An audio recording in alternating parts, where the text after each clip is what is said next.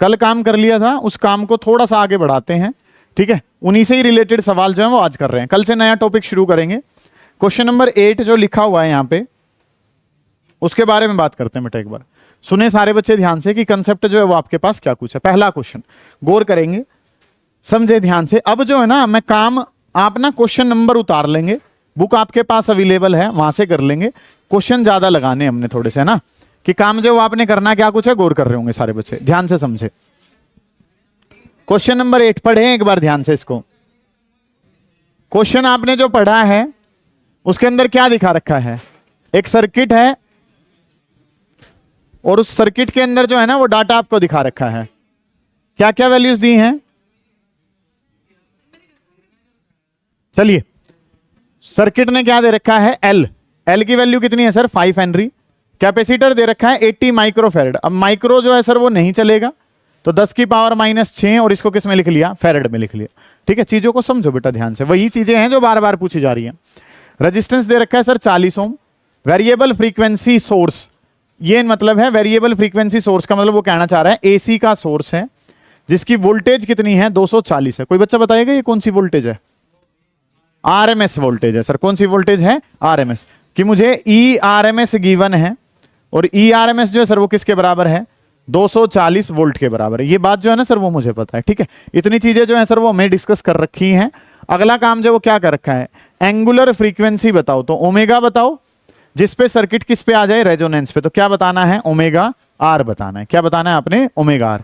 Angular का मतलब तो प्रियांशु क्या है, ओमेगा। रेजोनेंस के कोरस्पॉन्डिंग ओमेगा बताना है, तो क्या बताना है, ओमेगा आर की वैल्यू आपने देनी है। अब ओमेगा आर अगर बताना है तो ओमेगा आर का फॉर्मूला क्या हो जाएगा, 1/√LC।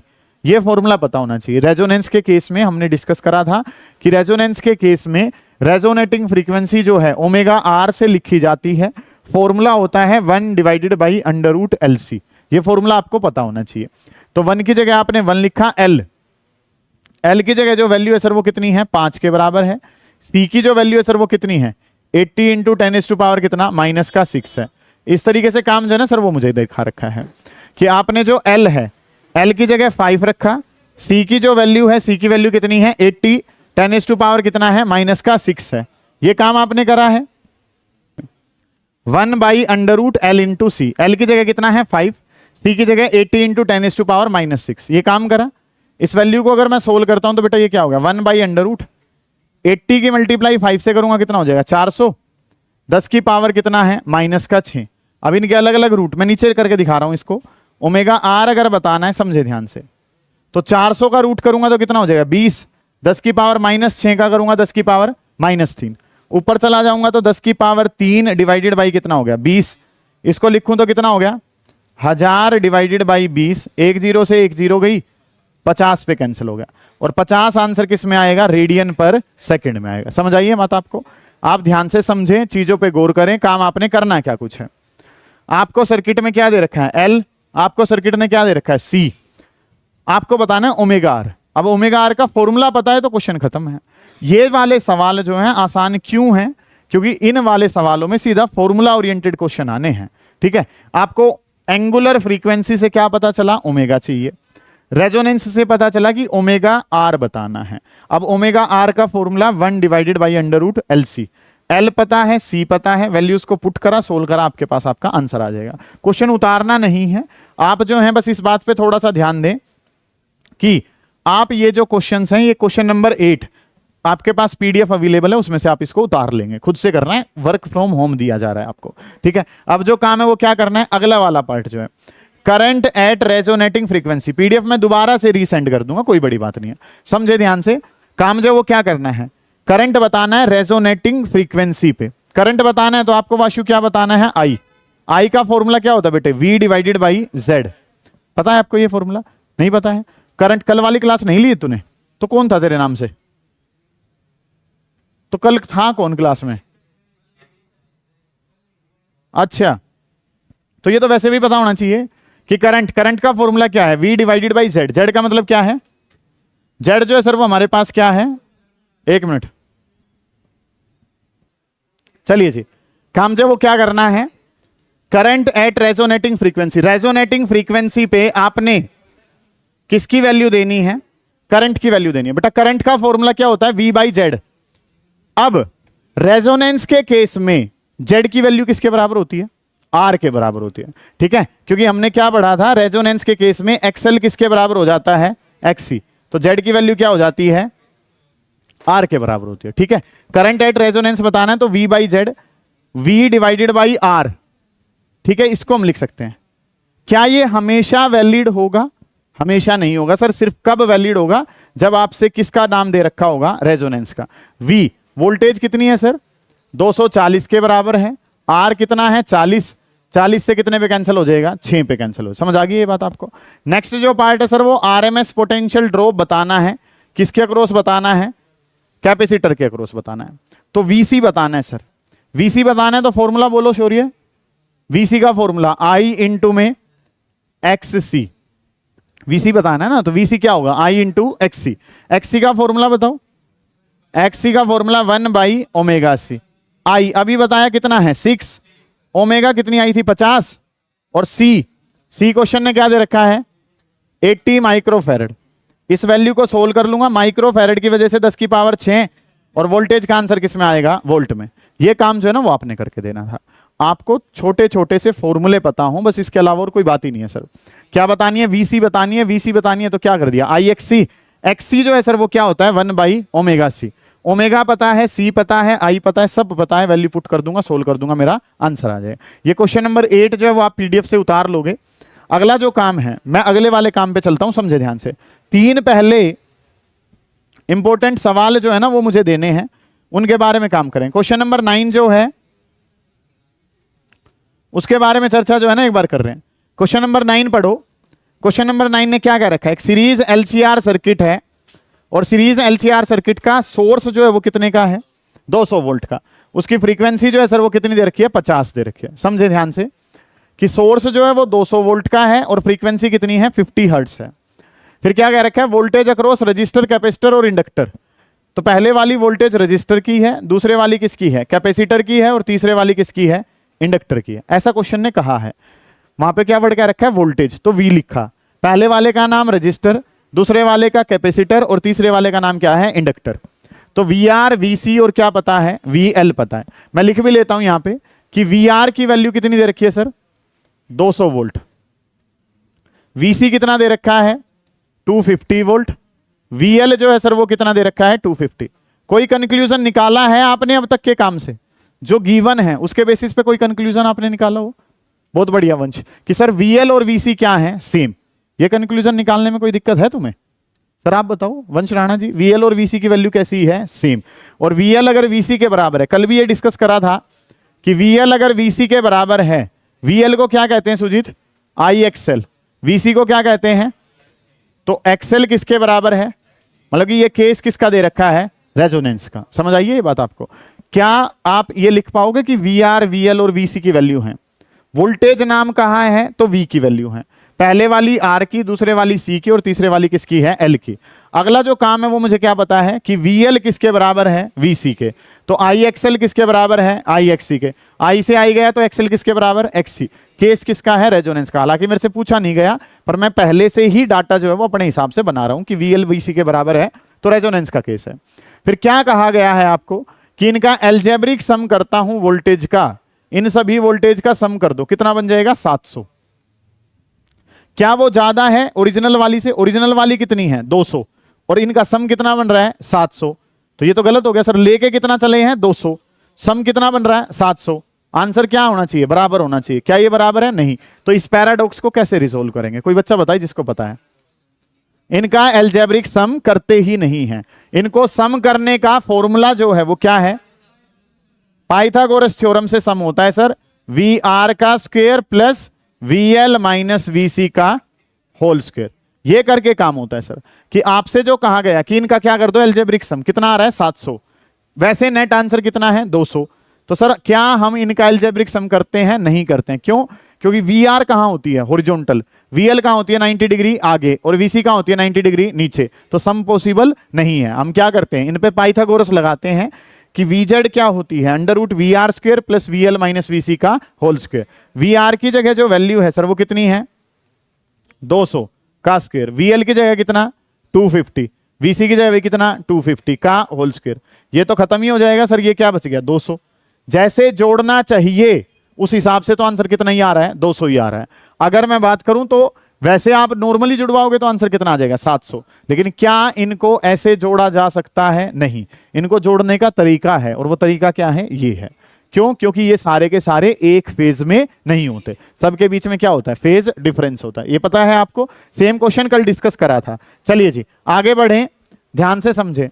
जो सवाल उतरवाने वाले हैं उनको मैं उतरवाऊंगा भी, ये तो नॉर्मल न्यूमेरिकल हम कर रहे हैं तो उसको जो है मैं समझा के करवा रहा हूं खत्म। Given the value of resistance की वैल्यू कितनी है 40। करंट बताओ, करंट का फॉर्मूला क्या बताया सर?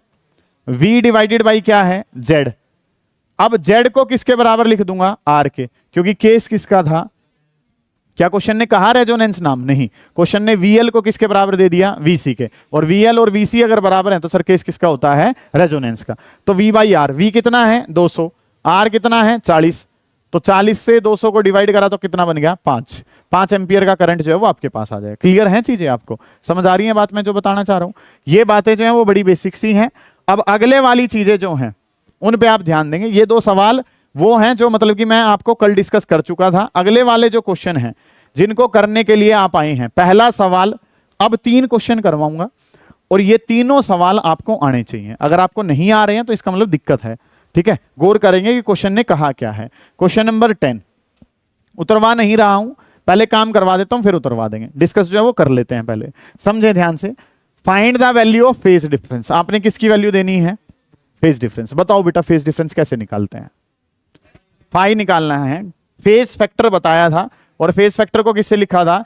टेंजेंट फाई से लिखा था। किससे लिखा था? क्वेश्चन पढ़ा ही नहीं, पहले अपने दिमाग में चीजें जो है वो बढ़ानी शुरू कर रहे हैं कि आपने क्या बताना है? फेज डिफरेंस, फाई निकालना है। और फेज निकालने के लिए जो फैक्टर बताया था उसका नाम क्या था? फेज फैक्टर, जिसको कहते क्या है? Tangent phi. बेटा टेंजेंट फाई की वैल्यू क्या होती है? एक ट्राइंगल बनाई थी, उसमें फेज फैक्टर की वैल्यू थी XL माइनस XC और डिवाइडेड बाई क्या था? R। सही है। अब XL को क्या लिखते हैं सर? Omega L। XC को क्या कहते हैं? 1 बाई ओमेगा C और डिवाइडेड बाई क्या कर दिया? R। अगर आप इस काबिल हैं कि इस फॉर्मूले को समझ सकें, फिर उसमें XL XC की वैल्यू रख सकें, तो आप ठीक चल रहे हो। नहीं तो आपको जो ये काम है ये दोबारा से पढ़ना पड़ेगा। सिंपल सी बातें ये हैं। तो tan फाई जो है वो मुझे बताना है। tan फाई बताना है तो XL minus XC divided by कितना है? R। XL को ओमेगा L, XC को 1 बाई ओमेगा C और डिवाइडेड बाई कितना हो गया? R। ओके रिपोर्ट है सर। अब मुझे ओमेगा L, C और R की वैल्यू चाहिए, ठीक है? वोल्ट, और हमें क्या करना है? सीरीज LCR सर्किट दिखा रखा, हमें बताना है कौन लीड करेगा, वो बात की बातें हैं सर, ठीक है? मुझे क्या चाहिए? R चाहिए। R अवेलेबल है, कितना दिखा रखा क्वेश्चन ने? 400। C पता है 2 माइक्रोफेरेड, माइक्रो का मतलब 10 की पावर माइनस का 6। ये मिली हेनरी, मिली का मतलब क्या है? 10 की पावर माइनस 3, माइनस 3 का मतलब 10 की पावर माइनस 1 रह जाएगा। सर ये 2 जीरो हैं, ये माइनस 3 जीरो हैं, तो 2 और माइनस 3 करा तो माइनस का 1, और ये आंसर किस में है? हेनरी में। LCR ये तो पता है। कमी किस बात की है सर? ओमेगा। कोई बच्चा मुझे ओमेगा बता दो, मैं मान जाऊंगा। कहां लिख रखा क्वेश्चन ने ओमेगा? वाह शाबाश, बहुत अच्छे बच्चे हैं। कि V किसके बराबर है sir? V note sine omega T और प्लस में कितना है? F। कंपैरिजन हो जाएगा सर यहां से कि सर T से T गया, साइन से साइन, तो ओमेगा किसके बराबर है? 1000। कि ओमेगा की जो वैल्यू है, ओमेगा की जो वैल्यू है सर वो किसके बराबर है? 1000 के बराबर। समझ आ गई ये बातें आपको? कोई दिक्कत है इतने काम में? नहीं है जी। अगला जो काम है सर वो आपने क्या करना है? Omega L minus 1 by omega C और डिवाइडेड बाई कितना हो गया? R। मुझे क्या बताना है? टेंजेंट फाई बताना है। ओमेगा के बारे में अगर मैं बात करूं तो ओमेगा कितना है सर? 1000 है। L की बात करो, L कितना है? 10 की पावर माइनस का 1 है, माइनस ओमेगा की जगह दोबारा से कितना है? 1000। C की जो वैल्यू है सर वो कितनी है? 2 गुणा 10 की पावर माइनस 6 है, तो ऊपर जाके प्लस का 6 हो जाएगी, ठीक है? ये काम आपने कर लिया। डिवाइडेड बाई कितना है? R। R की जो वैल्यू है सर वो कितनी है? 400। समझ आ गई ये बातें आपको कि टेंजेंट फाई बताना है। टेंजेंट फाई बताने का फॉर्मूला क्या है? XL minus XC divided by R। XL को ओमेगा L, XC को 1 बाई ओमेगा C और R की जगह R। ओमेगा नहीं पता चल रहा था, ओमेगा की जगह मैंने क्या रख लिया? ओमेगा की जो वैल्यू है सर वो मैंने कितनी रख ली? 1000।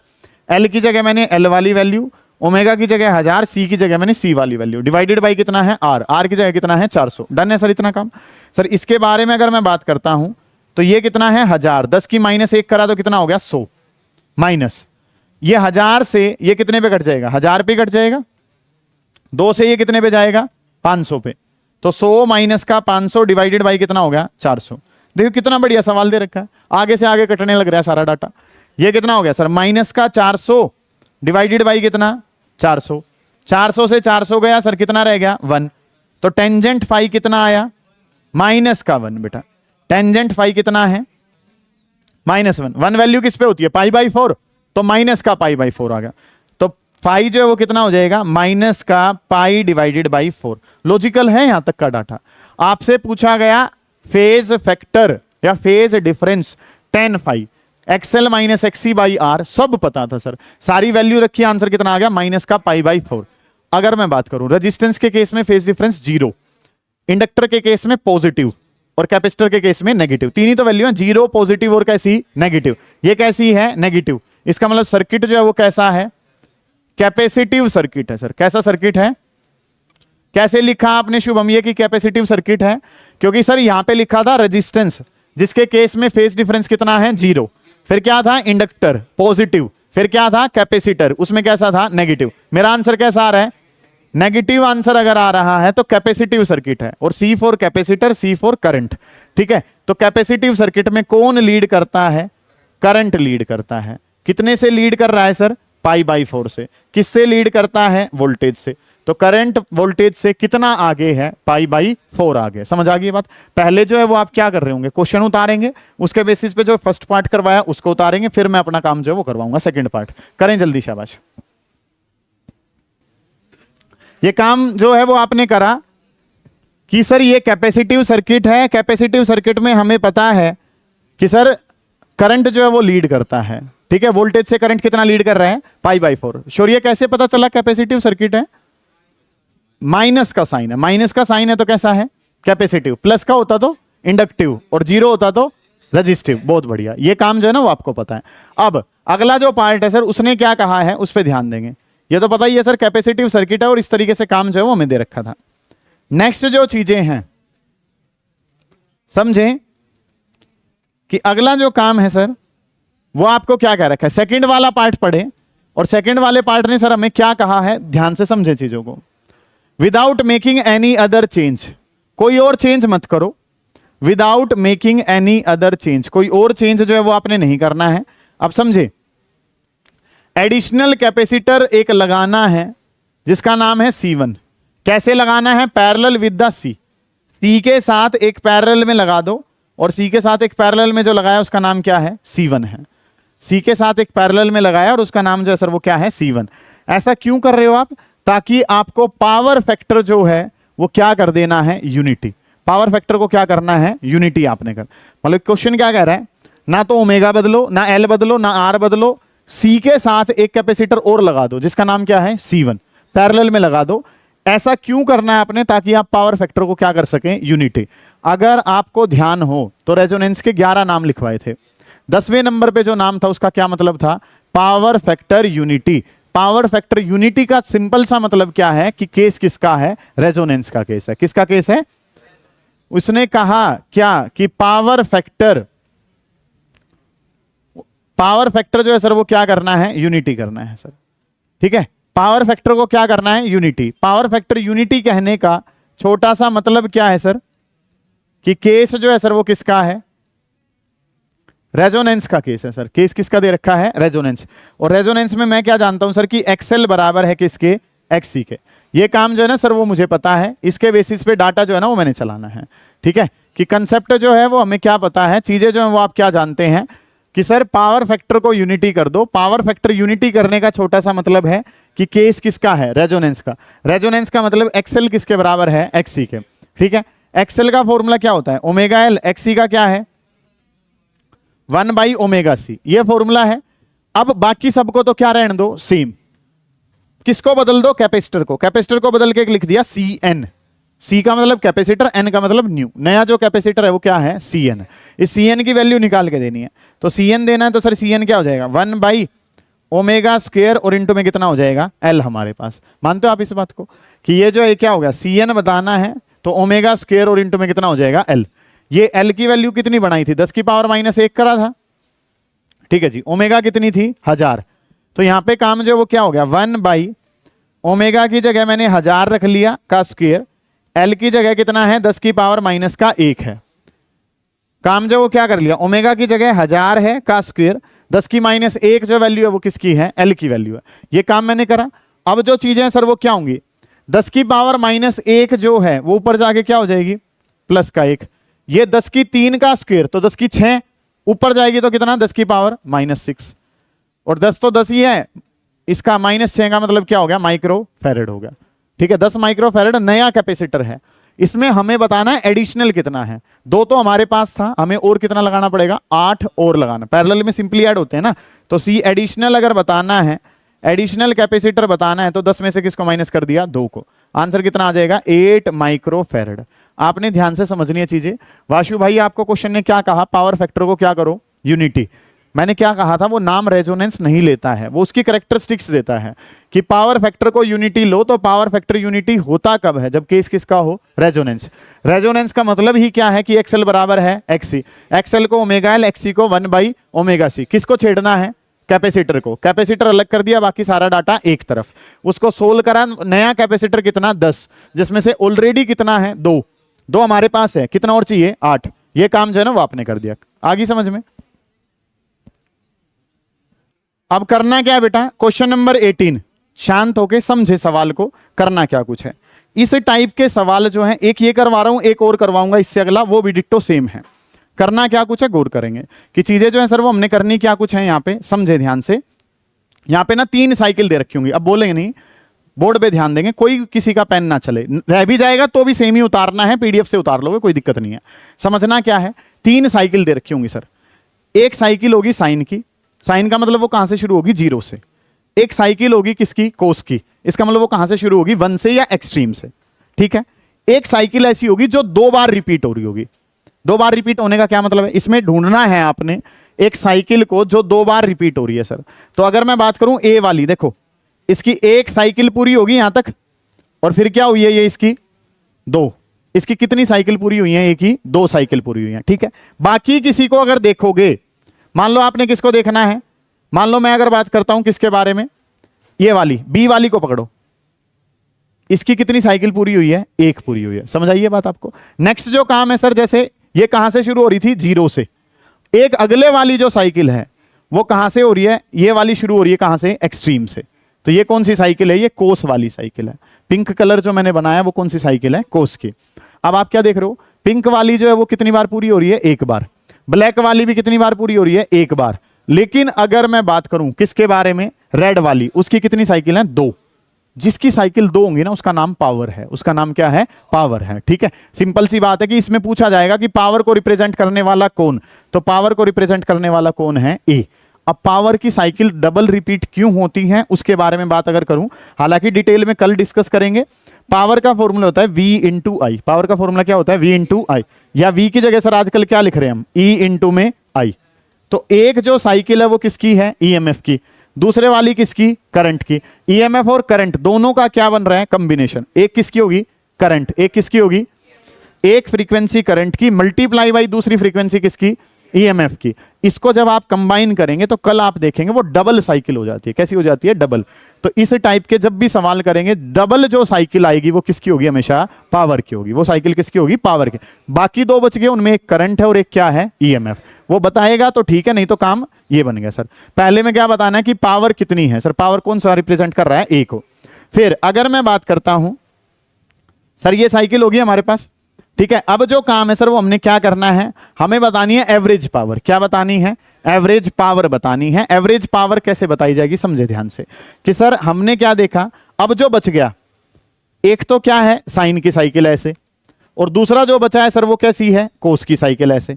एक जो साइकिल है वो किसकी है, साइन की, और एक साइकिल किसकी है, कोस। साइन और कोस में कितने का डिफरेंस होता है, 90 का। कितने का डिफरेंस होता है, 90 का डिफरेंस देने वाले 2 डिवाइस, एक का नाम इंडक्टर और एक का नाम कैपेसिटर। सही है, तो डिवाइस अगर पूछा जाएगा तो डिवाइस या तो क्या होगा, इंडक्टर, या क्या होगा, कैपेसिटर, या L और C दोनों का कॉम्बिनेशन। और इनकी जो पावर एब्जॉर्ब होती है सर वो 0 होती है। इनकी जो एब्जॉर्ब करने वाली पावर है वो कितनी होती है, 0। समझ आ गई है बात आपको। तो पहले में आपसे पूछा गया कि कौन पावर साइकिल को रिप्रेजेंट करता है, तो पावर को रिप्रेजेंट करने वाला जिसकी डबल साइकिल, डन। अगला काम एवरेज पावर। सर इंडक्टर हो, कैपेसिटर हो या एलसी, दोनों का कॉम्बिनेशन हो, एवरेज पावर कितनी होती है? 0। हमें कैसे पता चला इंडक्टर या कैपेसिटर है? क्योंकि एक साइकिल जो बची वो किसकी? साइन की। दूसरी जो बची उसका नाम कोस। साइन और कोस में कितने का डिफरेंस? 90 का। और 90 का डिफरेंस किस में होता है? या तो इंडक्टर में या किस में? अगर वो स्पेशल बताए कि भाई ये साइन है और ये कोस है, फिर तो हम बता देते, नाम ही दे देते कि या ये इंडक्टर है या ये क्या है? कैपेसिटर। उसने डिफाइन नहीं करा तो 90 का डिफरेंस दोनों में, इंडक्टर में भी होता है और किस में भी होता है? कैपेसिटर में भी। ये बात जो है ना सर वो हम जानते हैं। कोई दिक्कत है इतने काम में आपको? नहीं है जी। ये क्वेश्चन उतार लेंगे, मैंने कुछ नया नहीं बताया, बस मैंने एक्सप्लेन करा है। अगली जो बात है सर वो क्या करनी है? रुक जाओ, कर लेना, बाद में कर लेना आराम से। एक सवाल और है इसी टाइप का। जब ये साइकिल ऐसी सी दिखे तो मुझे बताना, मैं रुक जाऊंगा। ये रहा सेम साइकिल जो है वो यहां दिखा रखी है।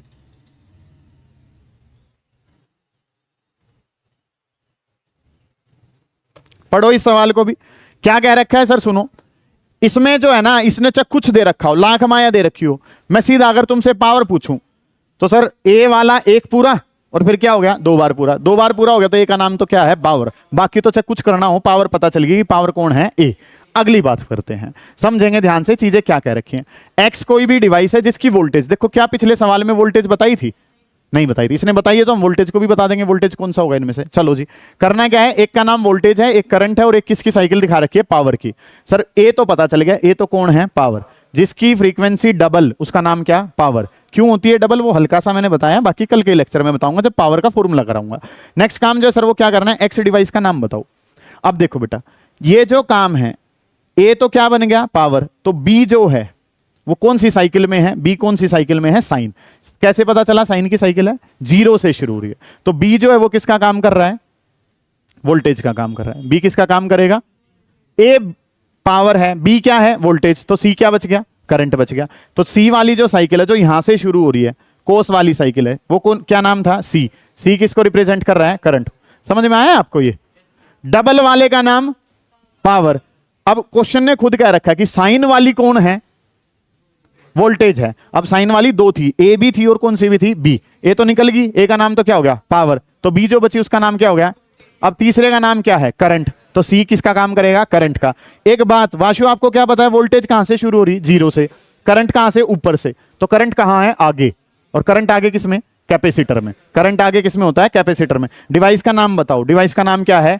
पता चल गया डिवाइस का नाम कैपेसिटर कैसे? वोल्टेज नीचे है, कैपेसिटर कहां है? ऊपर। अगर करंट यहां से शुरू करता तो डिवाइस का नाम इंडक्टर। क्या नाम होता? इंडक्टर। वोल्टेज पीछे है, वोल्टेज पीछे है तो डिवाइस का नाम क्या है? कैपेसिटर है। डन है सर इतनी बात तो? फिर बताना है एबीसी के नाम। एबीसी के नाम बताना कोई ज्यादा बड़ी बात है तुम्हारे लिए? एबीसी के नाम बताने, ए तो क्या है? पावर, बी क्या है? वोल्टेज, सी क्या है? करंट। हो जाएगा। नेक्स्ट क्या बताना है? इसका इंपीडेंस कैसे वेरी करता है? कैपेसिटर का फ्रीक्वेंसी के साथ रिलेशन, एक्सी का न्यू के साथ रिलेशन, ये पता है सर हमें, जानते हो इस काम को। अगले पार्ट ने पूछा है कैपेसिटर का फॉर्मूला करो। वो कल भी इंपॉर्टेंट लिखवाया था, AC circuit containing capacitor only, वो काम करके देना है आपने। ये आज का काम है, इसको कर लेंगे। ये क्वेश्चन पीडीएफ में से करके लाने हैं, कल कॉपी चेक करूंगा, उसके बाद आगे एंट्री जो है ना वो हो रही होगी। कर लेंगे इस काम को।